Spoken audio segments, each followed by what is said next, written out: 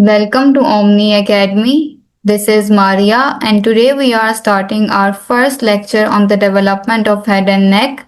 So, we are starting the development of head and neck with the pharyngeal apparatus. So, pharyngeal apparatus is basically the source for the development of every single structure that is present in the head and neck. So, what is pharyngeal apparatus? So, pharyngeal apparatus is a group of four components. Number one, the pharyngeal arches. Number two, pharyngeal pouches. Number three, pharyngeal clefts. And number four, pharyngeal membranes. So, these are the four components that are making up the pharyngeal apparatus.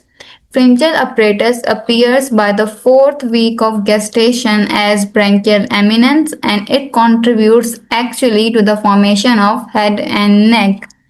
So you can see this is the diagram of the pharyngeal apparatus. In this diagram, you can see the presence of the pharyngeal cleft. This area is the pharyngeal cleft. This area is the pharyngeal pouch. This area is the pharyngeal arch, and between the pharyngeal cleft and the pharyngeal pouch, this area is the pharyngeal membrane. So these are the components making up the pharyngeal apparatus. So let's now move to the components that are making up the pharyngeal apparatus. Today we are discussing only the pharyngeal pouches. So let's move to the pharyngeal pouches. So let's now discuss the pharyngeal pouches. Pharyngeal pouches are four pairs of endodermal lining of the foregut. So let's now move to the different pharyngeal pouches and their derivatives. So the first pharyngeal pouch is giving rise to middle ear cavity, auditory tube and mastoid air cells. The second pharyngeal pouch is giving rise to palatine tonsils and tonsillar sinus. The third pharyngeal pouch is giving rise to inferior parathyroid gland and the thymus.